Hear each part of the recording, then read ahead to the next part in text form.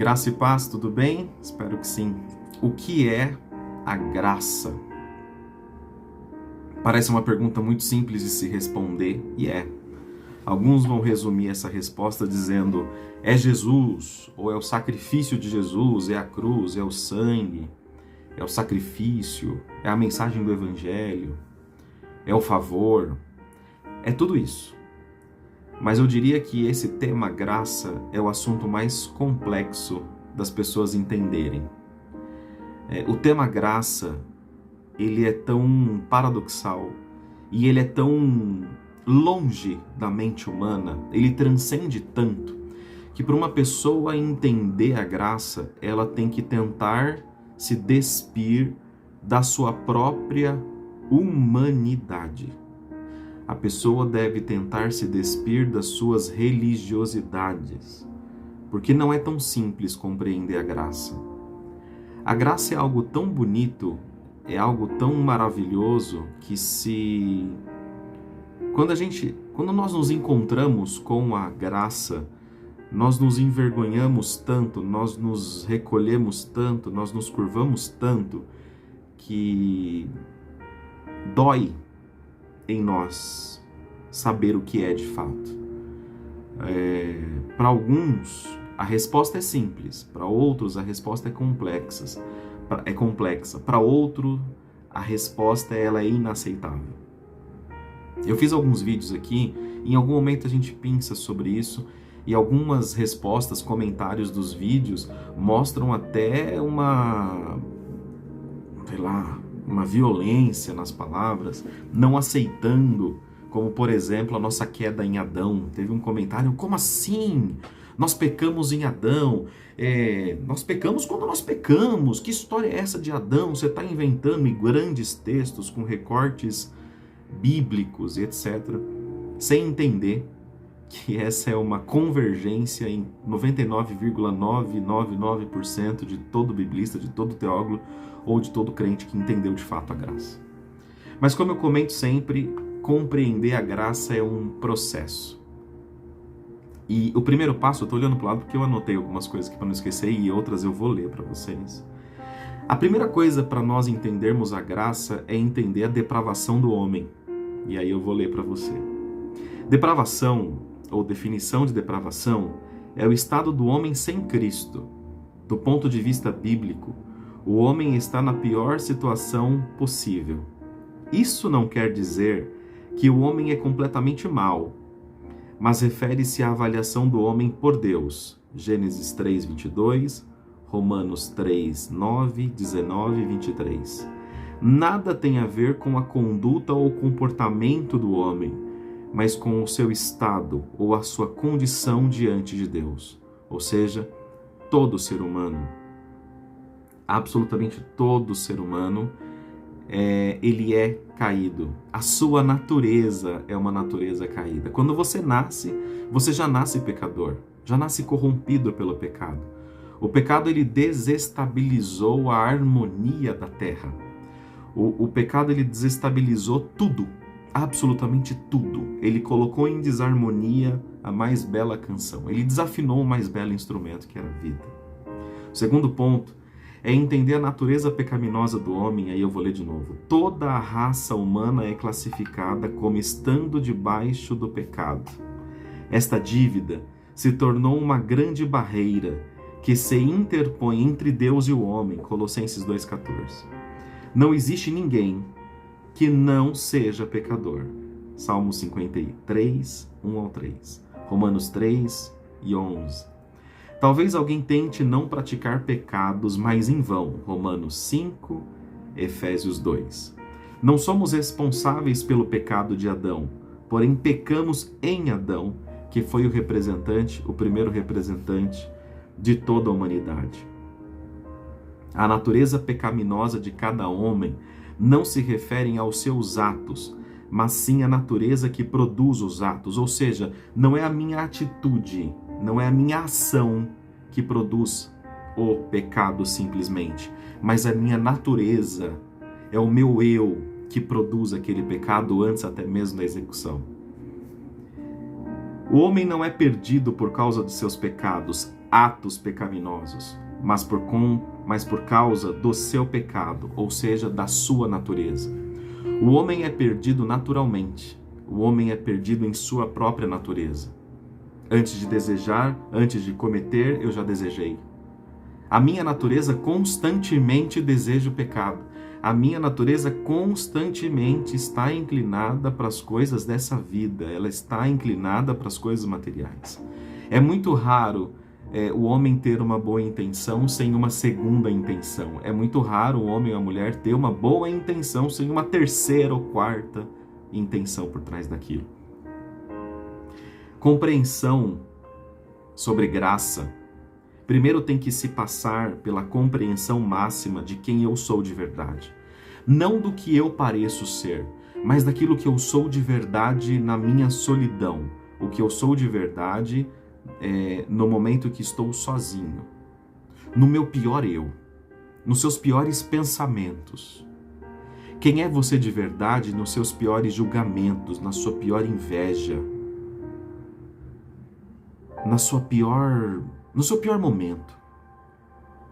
O seu eu de verdade. O seu eu ganancioso, o seu eu soberbo, o seu eu invejoso, o seu eu adúltero, o seu eu adúltero, o seu eu adúltero, o seu eu mentiroso, o seu eu ganancioso. Esse verdadeiro eu, essa verdadeira natureza pecaminosa, ela está no centro da compreensão do que é o ser humano em sua natureza caída. Então, para que eu possa entender a graça, primeiro eu tenho que entender eu mesmo. E compreendendo eu mesmo, eu vou começar a entender o que é a graça. E a graça através da obra redentora de Cristo. Tendo em vista que os seres humanos é que havia pecado, e incorrido na penalidade da morte física e espiritual, outro verdadeiro ser humano teria de ser substituto permanente, oferecido por Deus ao homem, para que um homem pudesse tomar o lugar da humanidade no tribunal e levar toda a culpa, absolutamente toda a culpa, e salvá-la. 4 coisas precisavam ser verdadeiras a seu respeito. Primeiro, precisaria ser um ser humano de verdade. Teria de estar inocente de qualquer pecado. Teria de compreender total e perfeitamente o que estava fazendo ao se tornar o substituto do homem. Teria de estar pronto a assumir a culpa da humanidade e ser julgado e morto por essa culpa, em lugar e a favor da humanidade. Como eu comentei na conferência e para alguns alunos em aula da Lexi, é como se eu estivesse aqui sabendo que amanhã, 6 horas da tarde, eu teria que morrer e morrer por culpa, e essa culpa não é minha, mas morrer por causa de alguém. Morrer para livrar alguém. Havia os sacrifícios, e esses sacrifícios eram feitos através do animal, ou pelo animal. E era um sacrifício transitório, acontecia todo ano em alguns casos. Não havia ali uma remissão ou uma expiação permanente, perpétua. Não havia o que nós chamamos de conserto eterno. Para que houvesse o conserto eterno, um homem que verdadeiramente fosse humano, teria de estar inocente de qualquer pecado. Teria que compreender total e perfeitamente o que estava fazendo ao se tornar o substituto do homem. Teria de estar pronto para assumir a culpa da humanidade, ser julgado e morto por essa culpa em lugar e a favor da humanidade, com essas 4 características. Esse ser humano teria que vir ao mundo e sofrer todas as dores, sem culpa, para tirar a sua e a minha culpa. Como eu comentei na conferência, para que quando o olhar da ira de Deus se voltasse contra nós, nós não fôssemos vistos, mas o que fosse visto fosse o sacrifício de Jesus.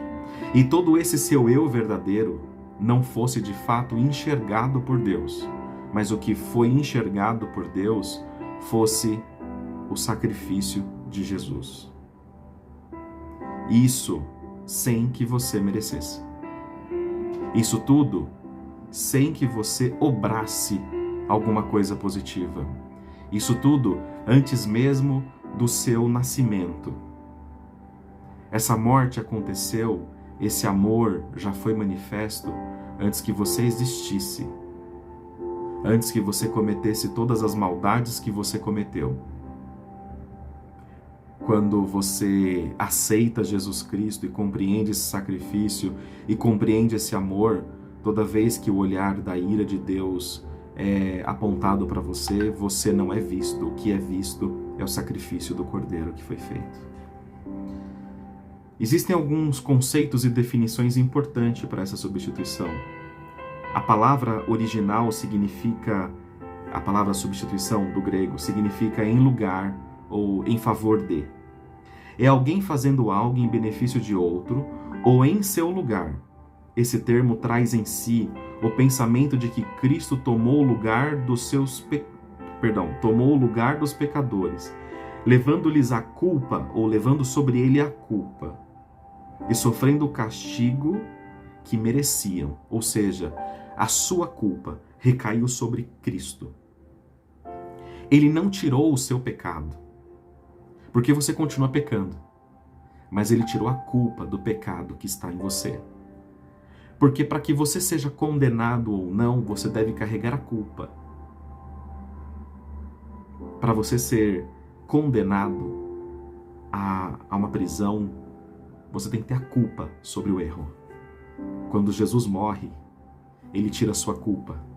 Porque se ele tivesse tirado todos os seus pecados, e isso daí existe um erro de leitura, de contexto, de interpretação do texto. Quando você peca, ele está ali, te absolvendo porque ele tirou a sua culpa antes de você cometer aquilo. Isso não te autoriza a sair pecando. Quando você ouve isso, se você não alcançou a conversão ainda, você pode pensar o seguinte: então isso me autoriza a sair pecando como um louco, fazer o que eu quiser a partir de agora, cometer tudo o que eu quiser de errado, eu posso adulterar, fornicar, prostituir, que está tudo perdoado, legalize. Se você não alcançou a conversão, talvez esse seja o seu primeiro pensamento. Agora, se quando você ouve isso, você fala: eu não mereço e ele fez isso por mim. Você começa a olhar para dentro de si mesmo e querer se dobrar e pedir e clamar e adorar e adorar e adorar e adorar e adorar e adorar. O seu desejo quando ouve isso e você alcança a verdadeira conversão, o seu desejo é de estar próximo a Ele, junto a Ele, vivendo com Ele e por Ele. Não é sair pecando como um louco. É o inverso. Porque se quando você entende isso, você tem o desejo de partir e fazer tudo que é errado porque está tudo podendo, significa que você não ama Ele, não é grato pelo que Ele fez. Mas que você continua, através da sua natureza caída, pensando simplesmente nos seus prazeres e naquilo que você quer. Para Jesus ser nossa substituição, era necessário que Ele encarnasse, identificasse, separasse e morresse. A reconciliação significa que Deus pode, agora, levar o homem a ter comunhão com Ele, por causa da obra tríplice realizada por Cristo na cruz. A propiciação retira o homem de sob a ira de Deus, ao satisfazer sua retidão e sua justiça. A redenção retira o homem da escravidão do pecado e a Satanás é retirado. Mediante o pagamento de um resgate, a substituição retira o homem de sob a penalidade da morte através da morte de Cristo. Ou seja, a morte que era para você foi para Ele.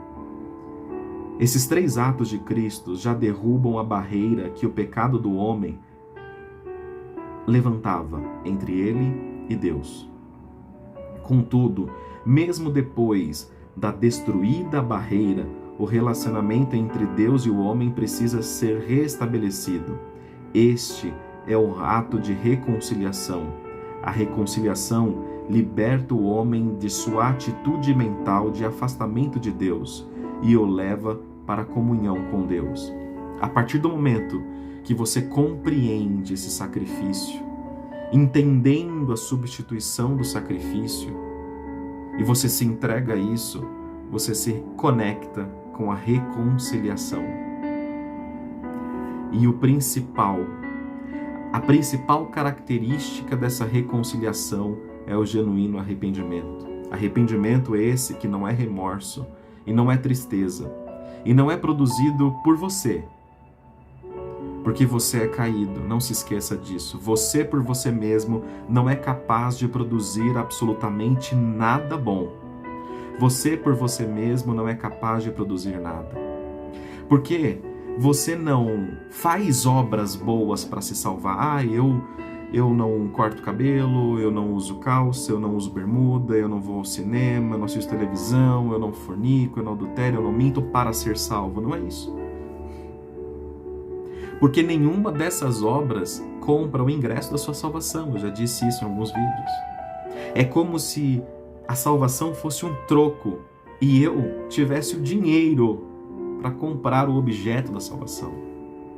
Mas todas as obras boas, e não confunda boas obras com seguir ritualisticamente e sagradamente os usos e costumes de uma igreja ou de uma sociedade.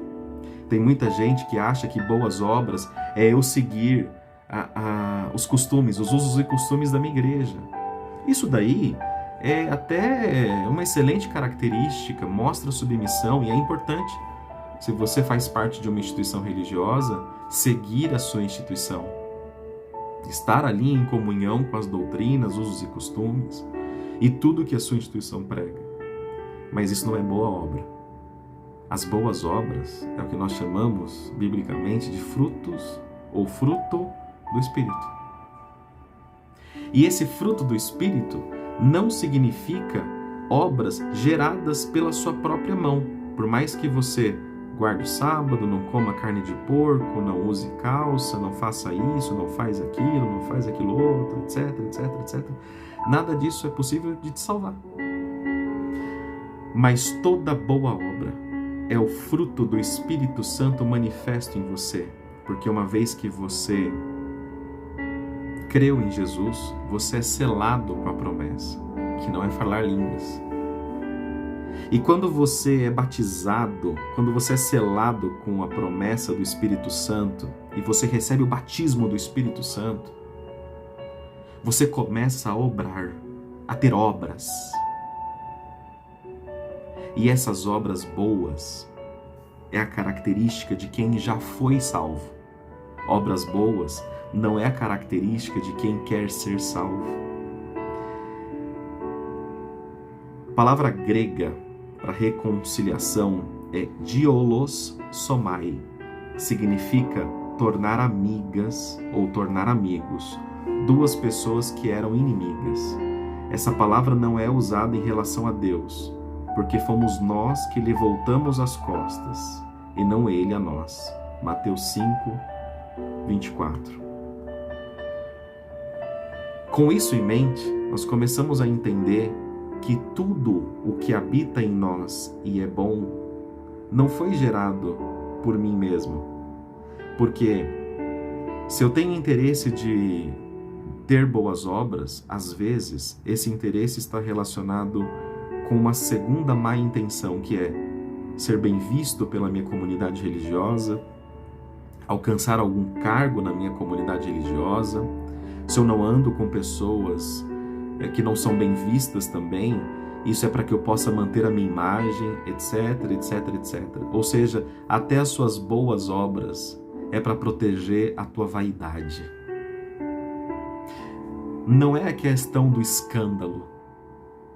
Essa questão do escândalo, como discutida até em sala com alguns alunos da Lexi, não são os escândalos dos usos e costumes, mas são os escândalos que vão contra a palavra de Deus.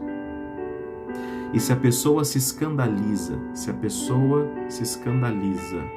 porque você não obedeceu algum uso e costume, significa que nem a pessoa e nem você, talvez, entendeu o verdadeiro evangelho. O ponto central de tudo isso é: o que é a graça? A graça nada mais é entender que a salvação não veio por obras, para que ninguém se glorie, mas ela é gratuita. A graça é quando você recebe alguma coisa sem ter mérito por aquilo. A graça é quando você compreende que Ele morreu em seu lugar para que fosse tirado de você a culpa do pecado e que você reconciliasse com Ele. A graça é entender que quando Deus olha para você, Ele não enxerga você, mas Ele enxerga o sacrifício substituto de Jesus. A graça é quando você não enxerga em você mérito algum e entende que foi Ele quem fez. Graça é entender que você, gerando boas obras, não é para ser salvo. Significa que você foi salvo. E você não se infla com isso, porque você sabe que essas boas obras é o Espírito Santo de Deus em você, não é você por você mesmo. Graça é quando você reconhece que você continua pecando e você continua pecador. Por isso que não é tão fácil entender como que um pecador consegue perdão. Não é tão fácil entender. Nossa, como é que eu vou entender a graça? Como é que Ele me perdoa de qualquer coisa? Isso parece hipergraça, isso parece herético, porque você começa a querer validar a sua entrada no céu. O encontro com a graça é quando você entende que o homem não tem mérito nenhum. Absolutamente mérito nenhum.